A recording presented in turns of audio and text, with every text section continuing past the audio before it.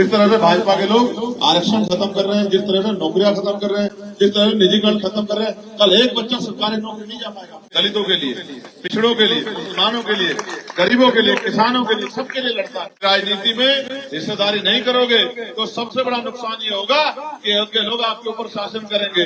9.5 साल खट्टर जी ने आपका प्रदेश चलाया और 6 महीने के लिए नायाब सिंह सैनी जी को दे दिया। इन दोनों मुख्यमंत्रियों के राज में आपके बच्चों का कितना भला हुआ ये आप मुझसे बेहतर जानते हैं। किसानों का क्या हाल हुआ ये मुझसे बेहतर आप जानते हैं। माने पहलवानों की लड़ाई हो, किसानों की लड़ाई हो, गुर्जर समाज की लड़ाई हो, या सतगुरु रविदास जी महाराज जब गुरु घर टूटा उसकी लड़ाई हो। जब मैं पार्लियामेंट में गया तो मैंने आवाज उठा के कहा कि हमारा गुरु घर दिल्ली में जो टूटा था वो बनना चाहिए।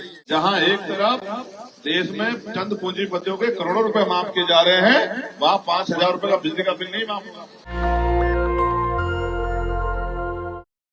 संघर्षों की बदौलत हम पार्लियामेंट का चुनाव लड़े और बहुत मतों, ज्यादा भारी मतों से वहाँ रहने वाली महान जनता ने हमें वोट की ताकत से जिता के भेजा। मैं लगभग 1.5 लाख से ज्यादा वोटों से जीता और फिर जब पार्लियामेंट में गया तो पार्लियामेंट में जाके जिस दिन से मैं पार्लियामेंट में गया मैं पहला आदमी था जिसने पार्लियामेंट में डॉक्टर बाबा साहब अम्बेडकर का नारा जोर शोर से लगाया। मेरे बाद बहुत सारे लोगों ने वहाँ जय भीम के नारे लगाए। मैं पहला था जिसने पार्लियामेंट में सतगुरु रविदास जी महाराज के बेगमपुरा राज की बात की और कोई तो इतनी हिम्मत भी नहीं जुटा पाया कि वो कहता कि सतगुरु रविदास जी महाराज के बेगमपुरा राज जैसा होना चाहिए।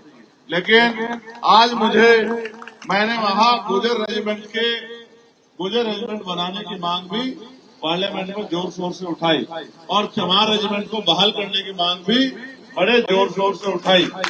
और आज चुनावी क्रम में मेरा ज्यादा दिन इस गांव में आके से लग रहा है। एक तो मैं पहले यहाँ गया हूँ होके, दूसरा मुझे यहाँ इस क्षेत्र में सेवा करने के लिए एक बहुत मजबूत पिलर के रूप में भाई सोहेल जी जो चुनावी मैदान में हैं और मुझसे अलग भी आप उनको जानते हैं कि उन्होंने इस क्षेत्र की सेवा लंबे समय से की है।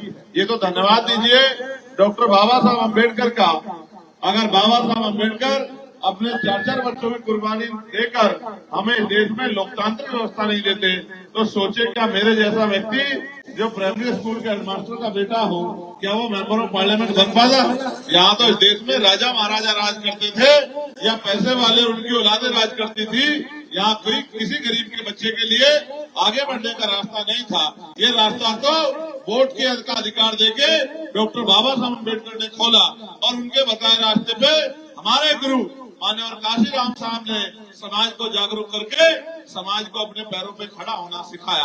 हम उन्हीं के कारवां को आगे बढ़ा रहे हैं। मैं आपसे पूछना चाहता हूँ, पूरी ईमानदारी से जवाब देना कि बाबा साहब अम्बेडकर माननीय काशीराम साहब के सपने पूरे हो गए हैं क्या? बताओ हो गए क्या पूरे? तो फिर जिन लोगों के कंधों में जिम्मेदारी छोड़ी थी क्या वो उसको पूरा करने का काम कर रहे हैं क्या? अगर पूरा करने का काम करते तो क्या इस देश में आज भी 75 साल बाद भी बुनियादी सुविधाओं से हर लोग वंचित रहते?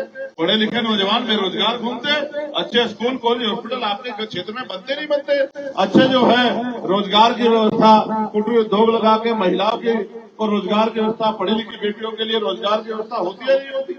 इस देश में बाबा साहब अम्बेडकर तो चाहते थे कि हम लोगों के हाथ में राजकाज आए। कौन कर रहा है राजकाज का काम? 5 साल में कुछ लोग सिर्फ चुनाव लड़ने आते हैं। एक आजाद समाज पार्टी भीम आर्मी के लोग पूरे 5 साल सड़कों में संघर्ष करते हैं। जब भी आपकी तरफ जुल्म की कोई आंधी उठती है उसका सामना सीना तान के करते हैं। इसके बदले में उनको मुकदमे झेलने पड़ते हैं, जेलें काटनी पड़ती है, लाठियां खानी पड़ती है। ये सोहेल समाज के लिए लड़ते हुए जेल भी गया और आज भी मैदान में है। ये तो आपके हाथ में है कि आप पैसे वालों को चुनते हो या काम करने वालों को चुनते हो। जब वहाँ के लोगों ने एकजुट होकर मुझे मौका दिया तभी तो मैं पार्लियामेंट में जाके आवाज उठा पाया। आज आपको पता है क्या बदलाव हुआ? आज ये बदलाव हुआ है कि मैंने 29 जुलाई को पार्लियामेंट में आवाज उठाई थी कि न्यूनतम वेतन मजदूरों का, कर्मचारियों का जो फैक्ट्री में काम करते हैं वो 700 रुपए होना चाहिए। आप देखो कल सरकार ने, केंद्र की सरकार ने नोटिफिकेशन जारी करके ये सुनिश्चित कर दिया कि जो न्यूनतम वेतन है दैनिक वेतन है वो 783 रुपए से कम नहीं होगा। अगर आज कोई काम करेगा तो 783 रुपए उसे मिनिमम मिलेंगे। ये तभी तो संभव हुआ। ना मैं पार्लियामेंट में आवाज उठाता, ना सरकार इसमें सोचती, तो फिर ये बदलाव कैसे होता। कानून सड़कों पे नहीं बनते, कानून सदन में बनते हैं। सदन में जो लोग जाते हैं वो वोट के अधिकार में चुन के जाते हैं, और चुनने का अधिकार बाबा साहब अम्बेडकर ने आखिरी व्यक्ति को दिया। आप सोचिए ऐसा क्यों नहीं होता कि एक ही व्यक्ति के नाम पे चुनाव होता और सब लोग उसी को वोट करते। बाबा साहब अम्बेडकर ने क्षेत्र के हिसाब से सब क्षेत्रों से अच्छे अच्छे प्रत्याशी जीत के जाएं, योग्य उम्मीदवार। उन्होंने कहा भी कि राजनीति में हिस्सेदारी नहीं करोगे तो सबसे बड़ा नुकसान ये होगा कि योग्य लोग आपके ऊपर शासन करेंगे। 9.5 साल खट्टर जी ने आपका प्रदेश चलाया और 6 महीने के लिए नायाब सिंह सैनी जी को दे दिया। इन दोनों मुख्यमंत्रियों के राज में आपके बच्चों का कितना भला हुआ ये आप मुझसे बेहतर जानते हैं। किसानों का क्या हाल हुआ ये मुझसे बेहतर आप जानते हैं। वो बेटी हरियाणा की, मैं तो धन्यवाद दूंगा हरियाणा की बेटियों का। वो बेटियां जो दुनिया में जाके देश का नाम रोशन करती हैं, उन बेटियों को किस तरह के जुल्म का सामना करना पड़ा ये किसी से छिपा हुआ नहीं है। माने पहलवानों की लड़ाई हो, किसानों की लड़ाई हो, गुर्जर समाज की लड़ाई हो, या सतगुरु रविदास जी महाराज जब गुरु घर टूटा उसकी लड़ाई हो। जब मैं पार्लियामेंट में गया तो मैंने आवाज उठा के कहा कि हमारा गुरु घर दिल्ली में जो टूटा था वो बनना चाहिए। ये ताकत आपने मुझे दी है, यही ताकत मैं आपसे भाई सोहेल के लिए मांग रहा हूँ। अगर आपने सोहेल को ताकत दी तो आपके क्षेत्र की समस्याओं के लिए जिस तरह मैं पार्लियामेंट में दहाड़ता हूँ, भाई सोहेल विधानसभा में चंडीगढ़ में दहाड़ने काम करेंगे और आपकी समस्या को हल कराने काम करेंगे। मेरी माताएं बहनें बैठी हैं, एक सवाल पूछूं आपसे, जवाब दोगी ईमानदारी से? तुम में से कितनी जहाज में बैठी जरा बता, हाथ उठा के बताना। चलो जहाज में नहीं बैठी, वो तो महंगा होता, हेलीकॉप्टर में तो बैठे होंगे। इसको जिंदगी मानते हैं आप लोग? गरीबी में पैदा होते हैं, गरीबी में मर जाते हैं, जबकि बाबा साहब अम्बेडकर वोट की ताकत हमें देके गए कि राजकाज लाके अपनी गरीबी, बेबसी, लाचारी की बेड़ियां काट लो। ये चुनाव है, बड़े से बड़ा तुर्रम खा जो है, बड़े से बड़ा पैसा वाला आपकी बस्ती में आएगा, पैर छुए कहेगा अम्मा मेरे सर पे हाथ रख दो, अम्मा मेरी मदद कर देना, मुझे आशीर्वाद दे देना। और चुनाव के बाद फिर 5 साल का भी ढूंढा हुआ आता है कोई? आप बताओ, पिछली बार जिसको वोट दी थी, मैं तो नहीं आया वोट मांगने, पिछली बार जिसको वोट दी थी आपने विधानसभा में, क्या 5 साल में 2 बार आया आपके गांव में? कभी चुनाव के बाद आया पूछने की आपकी हालत क्या? आपके बच्चों की पढ़ाई कैसे नहीं पूछने आया? आपके पढ़े लिखे बच्चे बेरोजगार घूम रहे पूछने आया? कभी आपकी महंगाई और आपकी बुरे हाल को कभी पूछने आया? आपकी सड़कों, बिजली, पानी की व्यवस्था पूछने आया? बस वोट ही देते रहो, देते रहो वोट। 2 वोट और ये लोग 5 साल बाद फिर आए, क्योंकि जानते हैं कि आप चुनाव बन गए हो, इनके पिछलक्कू बने रहोगे। ये आएंगे और आप इनके सामने खड़े हो जाओगे, हाँ जी हम दे देंगे वोट, और फिर 5 साल बाद फिर आएंगे। ऐसे आपका भला हो जाए। जहां एक तरफ देश में चंद पूंजीपतियों के करोड़ों रुपए माफ किए जा रहे हैं, वहां 5,000 रुपए का बिजली का बिल नहीं माफ होगा। आज प्राइवेट इतने बड़े बड़े हॉस्पिटल खड़े होंगे, गरीब घुस जाएगा जेब में। एक आदमी बीमार हो जाएगा तो जेब कट जाएगी, जमीनें बिक जाएंगी। आज प्राइवेट इतने बड़े बड़े स्कूल बन गए, हॉस्पिटल बन गए, प्राइवेट स्कूल में गरीब पढ़ा लेगा अपना बच्चा। जो 10,000 रुपए कमाता 2 बच्चों को फिर उठा लेगा 5,000 रुपए से। तो ऐसे बदल जाएगी जिंदगी। जब पढ़ोगे नहीं, रोजगार नहीं करोगे तो कैसे आपकी जिंदगी बदल जाएगी? क्या आपके बच्चे जब ये बेरोजगार घूमते पढ़ के तकलीफ नहीं होती आप लोगों? तो मुझे तो होती है। मैं तो घूम रहा हूँ जगाने के लिए, समझाता हूँ, जा जाकर कहता हूँ, दिन रात संघर्ष करता हूँ कि आज नहीं कल तो समझोगे। वही काम बाबा साहब अम्बेडकर ने किया, वही माननीय काशीराम साहब ने किया। जो छूट गया उसको पूरा करने के लिए हम लोग दिन रात संघर्ष कर रहे हैं। और क्या नहीं चाहते हम लोग?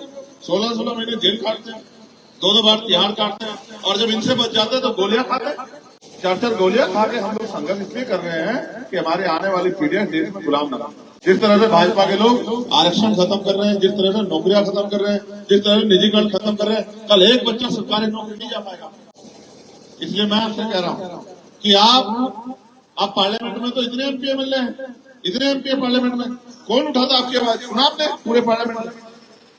एक अकेला चंद्रशेखर आजाद आपके हितों के लिए, दलितों के लिए, पिछड़ों के लिए, मुसलमानों के लिए, गरीबों के लिए, किसानों के लिए, सबके लिए लड़ता है जितनी हिम्मत है। तो आप नहीं चाहते आपके यहाँ से भी कोई ऐसा नौजवान खड़ा हो जो आपके लिए लड़े? और अगर भाई आप नहीं चाहते, देखो एक कहावत है, आजमाए हुए को आजमाओगे तो वही मिलेगा जो मिलता है। जो मिल रहा है उसमें खुश हो गया। जो मिल रहा है खुश हो। बाबा साहब ने वोट का अधिकार राज के लिए दिया। अगर राजकाज नहीं करना चाहते तो मैं क्या करूं? ये तो वोट है तो सब कुछ है। जिस दिन वोट का अधिकार चलेगा आपकी बस्ती में पैर रखने नहीं आएगा कोई। ये तो गांव में सरपंच का चुनाव होता है ना, आते ना आते दीदी है बहन जी चाची ताई रख दो सर पे हाथ। फिर इसलिए आपसे कह रहा हूं ये वोट हथियार है। हम 10 रुपए का सामान खरीदते हैं, ये पानी की बोतल कौन लाया भाई? कौन लाया पानी की बोतल? कितने की आएगी? 10 रुपए की पड़ी। 10 रुपए की। अगर ये फटी हुई होती लाते क्या करते? उसको वापस देते ना कि भाई सही बोतल दे, करते ना? 10 रुपए का सामान लाते हो ना, 4 बार देखते हो सामान को, ठीक है नहीं ठीक है, और करोड़ों रुपए से कीमती वोट डालने जाते हो, बस आंख बंद करके बटन दबा के चलाते हो। फिर कहते हो अरे भाई 5 साल हो गए कोई सुनेगा। क्यों सुनेगा कोई? क्यों सुनेगा? जिनको आपके दर्द से मतलब नहीं, वो क्यों सुनेगा आपकी बात को? इसलिए आपसे कह रहा हूं मैं धन्यवाद दूंगा। आज हमारे साथ बहुत ही महान शख्सियत मान्यवर काशीराम साहब जो हमारे गुरु हैं, हमारे रहबर हैं, उनके छोटे भाई श्रद्धेय दलवारा सिंह जी आए हुए हैं। समय कम है, मैं उनसे आग्रह करूंगा कि वो आए और समाज को आशीर्वाद स्वरूप अपने 2 वचन जरूर कहें और फिर मैं आपसे विदाई लूंगा। सब लोग जोरदार ताली बजा के स्वागत करो भाई। इस परिवार का समाज के ऊपर ऋण है। इस परिवार ने और इस परिवार में जन्म पे हमारे गुरु जी ने माननीय काशीराम साहब ने अपना पूरा जीवन हम लोगों के लिए लगाया। मैं इस परिवार का और मैं नहीं पूरा समाज इस परिवार का ऋणी है। मैं श्रद्धेय दलवारा सिंह जी से कहूंगा कि वो अपनी जो है आशीर्वाद स्वरूप, एक तो ये गांव बड़ा अच्छा गांव है, इसका गांव का जो है अच्छे भाग है कि आप यहाँ पधारे, और दूसरा आपके आशीर्वाद इनको सुनने को मिले, इसके लिए जो मैं आपसे प्रार्थना करता हूँ। बहुत बहुत धन्यवाद। जय भीम। नेशनल दस्तक की आपसे गुजारिश है कि अगर इसको बचाना चाहते हैं तो नेशनल दस्तक को सब्सक्राइब करने के लिए रेड कलर के सब्सक्राइब बटन को दबाएं, फिर बेल आइकन की घंटी दबाएं। नेशनल दस्तक को बचाने के लिए बहुत जरूरी है कि हर खबर को शेयर करें, लाइक करें, कमेंट जरूर करें।